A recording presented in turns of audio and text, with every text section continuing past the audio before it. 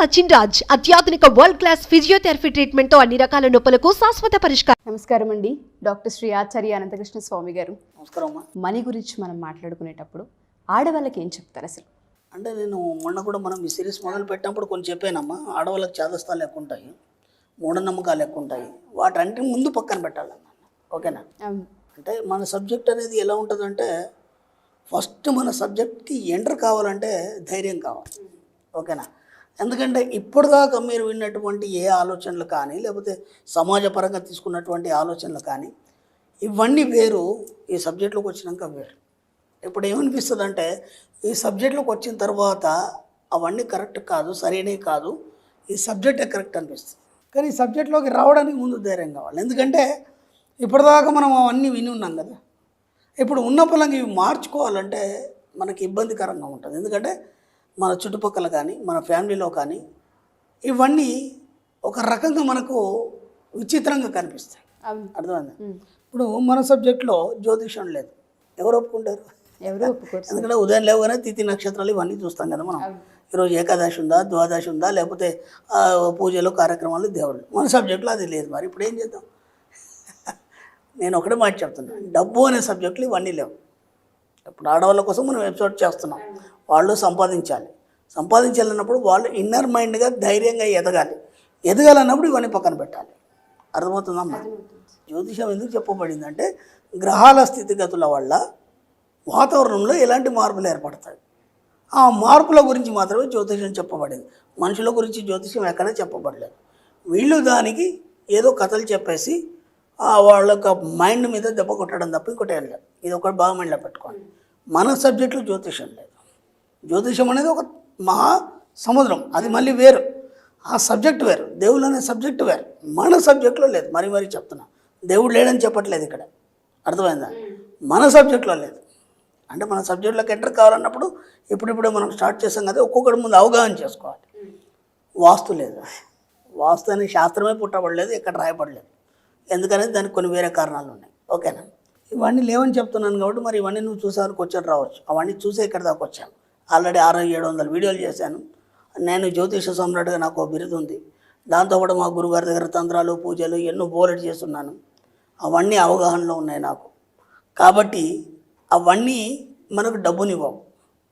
అర్థమైందా? అవన్నీ మనకు డబ్బునివ్వవు. కాబట్టి మన సబ్జెక్టులో ఇవి లేవు. ఓకేనా? అలాగే మనం దేన్ని నమ్మం. ప్రపంచంలో ఎవరేం చెప్పినా నమ్మం. ఓకేనా? ఎవరేం చెప్పినా 5 ఎవరి మాట వినం.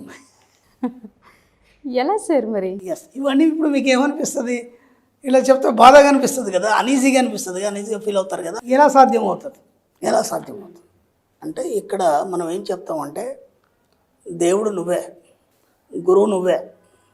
ఓకేనా? నువ్వే బాస్, నిన్ను మించిన వాడు లేడు. ఓకేనా? ఎవరి మాట ఎందుకు వినామంటే, మనం కేవలం మన ఇన్నర్ మైండ్ మాటనే వింటాం. అర్థమవుతుంది? ఇక ఈ జ్యోతిషాలు ఇవన్నీ ఈ యొక్క సబ్జెక్ట్ మీద పనిచేయవు. ఎందుకు పనిచేయవంటే, ఈ సబ్జెక్ట్లో మీరు మెల్లిగా విశ్వంతో కనెక్ట్ అవుతారు. విశ్వం అనేది అనంతం. ఈ అనంతమైన విశ్వంలో కొన్ని గెలాక్సీలు ఉన్నాయి, పాలపుంతలు ఉన్నాయి. ఓకేనా? ఒక్క గెలాక్సీలో మన సౌర కుటుంబం ఉంది. ఆ సౌర కుటుంబంలో భూమి ఒక చిన్న పాయింట్. ఆ భూమిలో మనం ఎక్కడున్నాం మనకే తెలియదు. ఇప్పుడంటే గూగుల్ వచ్చింది, ఐడెంటిఫై చేస్తుంది. ఇంత పెద్ద విశాల విశ్వంలో మనం దాంతో కనెక్ట్ అయినప్పుడు ఈ గ్రహాలు కానీ ఇవన్నీ మన మీద పనిచేస్తాయా? వీటన్నిటి మీద విశ్వం ఉంది, దాంతోనే మనం డైరెక్ట్ కనెక్ట్ అవుతాం. అర్థమైందా? అలాంటప్పుడు ఇవన్నీ మన మీద పనిచేయవు కదా. ఇవన్నీ పట్టుకుంటే అది పనిచేయదు మనకి, దాన్ని పట్టుకుంటే ఇవన్నీ పనిచేయవు. ఇప్పుడు ఏది పట్టుకుంటారు మీరు డిసైడ్ చేయండి. అర్థమవుతుంది? ఎందుకు లేవని చెప్పాను అనేది మీకు అర్థం. సబ్జెక్టులు రావడం ముందు దాని వివరాలు తెలుసుకోవాలి. మనం స్పష్టంగా అది అవగతం అయితే కానీ మనం ముందుకు వెళ్ళలేము. లేకపోతే అన్ని అనుమానాలు ఉంటాయి కదా, ఇది లేదు అది లేని చెప్తున్నాడు, ఎలా పాసిబుల్ అవుతుంది? ఇప్పుడు అక్కడున్న విశ్వం ఎక్కడుందయ్యా అంటే, నీ హృదయ కుహారంలో ఉంది. విశ్వం అక్కడ లేదు, విశ్వం ఇక్కడనే ఉంది. ఎందుకంటే మన ఉపనిషత్తులు చెప్తున్నాయి వేదం నుంచి. విశ్వం ఎక్కడుందంటే నీ యొక్క హృదయ కుహారంలో విష్ణువు, రుద్రుడు, బ్రహ్మ, ఇంద్రుడు అందరూ కూడా ఇక్కడే ఉంటున్నారు. అర్థమైందా? కాబట్టి నువ్వు బయట ఎక్కడో వెతకకు, నీ లోపల ఉన్న హృదయ కుహారంలోకి నీ ఇన్నర్ మైండ్ ద్వారా ప్రవేశించినప్పుడు ఈ సృష్టి అనేది నీకు అర్థమవుతుంది అని చెప్పబడుతుంది. నేను చెప్పలే, వేదం చెప్తుంది. అర్థమవుతుందా? వేదం చెప్పిందే తినాలి కదా. వేదం అనేది ఎప్పటికీ సత్యం కదా, అది అపౌరుషయం, మనుషుల చేత రాయబడలేదు, సృష్టి నుంచి జాలువారేది. ఎన్నో యుగాలు గడిచిపోయినా సరే ఇతిహాసాలు పురాణాలు మారుతాయి కానీ వేదం మారదు. వేదం అనేది ఎప్పటికీ సత్యం. కాబట్టి ఇప్పుడు మనం ఆ వేదం యొక్క వాయిస్ వినడానికి సిద్ధంగా ఉన్నప్పుడు విశ్వం అనేది మనకు అర్థమవుతుంది. కాబట్టి ఈ అనంతమైన విశ్వంతో మనం ఎప్పుడైతే కనెక్ట్ అవుతామో ఇవన్నీ మన సబ్జెక్ట్లో ఉండవు. ఇప్పుడు నువ్వే దేవుడివి, నువ్వే కమెంట్ చేస్తావు, అన్నిటి నువ్వే బాస్, అన్నీ నీ ఆధీనంలోనే ఉంటాయి. నువ్వేం చెప్తే అది వింటారు. అర్థమైందా? ఆ స్థాయికి నువ్వు వెళ్ళిపోతావు. అర్థమైందా? నువ్వే గురువు, నిన్ను మించిన వాడు ప్రపంచంలో లేడు. ఫస్ట్ మీరు ఫిక్స్ అయిపోవాలి దీనికి. అర్థమైందా?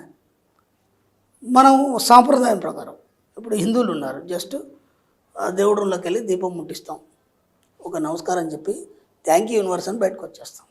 మళ్ళీ అక్కడ కూర్చున్న అష్టోత్తరాలు కానీ లేకపోతే సహస్రనామాలు కానీ అవన్నీ చేయం. మన సబ్జెక్టులో లేవు ఇక. ఎందుకంటే మనకు అన్ని యూనివర్సే కదా. ఆ యూనివర్స్ నుంచి ఆ దేవుడు అనేది ఉత్పన్నమైంది కదా.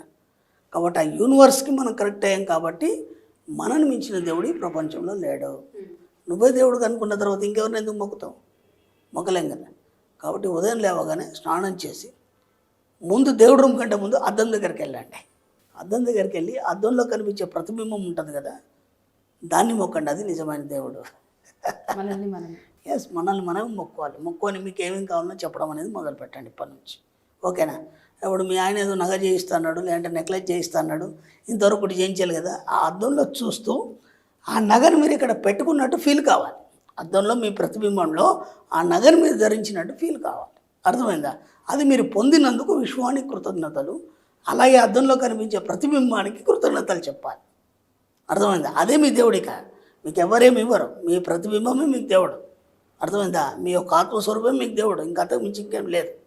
కాబట్టి మీకు ఏమేం కావాలో రోజు ఉదయం లేచి స్నానం చేసి ఒక 5 నిమిషాలు అద్దం ముందు చెప్పుకోండి. ఓకే. ఆ తర్వాత మీరు రోజువారీ కార్యక్రమాల్లో భాగంగా వెళ్ళి దీపం ముట్టేయండి. అలాగని చెప్పేసి మీరు ఎవరితో వ్యతిరేకం కానీ లేదంటే విభేదించడం కానీ చేయొద్దు. ఎందుకంటే మిమ్మల్ని పిచ్చోళ్ళని చూసినట్టు చూస్తారు దేవుడు లేడంటే. అవునా కదా? ఇప్పుడు మీ పరిసరాల్లో మీ అత్తగారు ఉన్నారనుకోండి, సపోజ్ ఇది రోజు దీపం ముట్టించి ఏమేమో చేస్తుంది, వీళ్ళు చేయట్లేదు, ఏమైందంటే నీకేం తెలుసు, దేవుడు లేడు మా సబ్జెక్టులో అన్నారు అనుకో, పిచ్చోళ్ళని చూసినట్టు చూస్తారు. వాళ్ళకు అనుగుణంగా ఉండండి. వాళ్ళకి ఏమైనా మొక్కుబడులు ఉంటే వాళ్ళతో వెళ్ళండి. నిరంతరం మీ లోపలికి మీరు ప్రవేశించి మీ ఆత్మను ఎరిగి జీవించండి. ఓకే. అది మీ యొక్క సబ్కాన్షియస్ మైండ్. మీరు ఏది కోరుకుంటే అది, దాన్నే సుప్త చేతనాత్మ మనసు అని చెప్పేసి మనం మొన్న చెప్పుకున్నాం. అది మీరు ఏది కోరుకుంటే అది ఇస్తుంది. డబ్బు కావచ్చు, సంపద కావచ్చు, ఐశ్వర్యం కావచ్చు. అలా సుప్త చేతనాత్మ మనసుతో మీరు ఎప్పుడైతే కనెక్ట్ అయి ఉంటారో మీరు ఎంతైనా సంపాదించగలరు, ఎంతైనా ఖర్చు పెట్టగలరు. Sure sir, thank you sir. So ఎవరైనా సరే మీరు అన్నట్టుగానే ఈ పాజిటివ్ మైండ్ సెట్ని ఫస్ట్ బిల్డ్ చేసుకోవాలి అనుకున్నా, మీరు చెప్పినట్టుగా మీ ఆచరణని పాటించాలి అన్న, సబ్జెక్ట్ని ఇంకా తెలుసుకోవాలి అనుకున్నా, మీ దగ్గర క్లాసెస్ ఎప్పుడు ఉండబోతున్నాయి, దానికి సంబంధించిన డీటెయిల్స్ ఒకసారి. ఓకేనమ్మా. మనకి ఇప్పుడు ఈ జనవరి 2024 మనం విదేశాల నుంచి క్లాసులు స్టార్ట్ చేస్తున్నాం. కాబట్టి జనవరిలో మనకి దుబాయ్, అబుదాబిలో ఉన్నాయమ్మా. అలాగే ఫిబ్రవరి నుంచి మళ్ళీ ఇక్కడ మన క్లాసెస్ ఉంటాయి. ఫిబ్రవరి 4 వచ్చి 2024 ఫిబ్రవరి 4 వచ్చి విజయవాడలో ఉంటుందమ్మా. అలాగే 18 ఫిబ్రవరి మనకి వైజాగ్లో ఉంటుంది. అలాగే 11 ఫిబ్రవరి మళ్ళీ హైదరాబాద్లో ఉంటుంది. 25 ఫిబ్రవరి అనంతపురంలో ఉంటుందమ్మా. అలాగే మార్చి 3వ తారీఖు బెంగళూరులో ఉంటుంది. మార్చి 10వ తారీఖు రాజమండ్రిలో ఉంటుంది. మార్చి 31 తిరుపతిలో ఉంటుంది. ఓవరాల్గా ఎక్కడి నుంచైనా సరే అటెండ్ అవ్వాలనుకునే వాళ్ళందరూ ఖచ్చితంగా అటెండ్ అవ్వచ్చు. తొందరగా మీరు ఎన్రోల్ చేసుకోవాలి. ఎందుకంటే చాలా రష్ ఉంటాయి మన క్లాసెస్. ముందు సీట్లో ఉండి చక్కగా వినాలనుకుంటే ముందు ఎన్రోల్ చేసుకోవాలి. Sure sir, thank you sir, thank you so much. Thank you అమ్మా.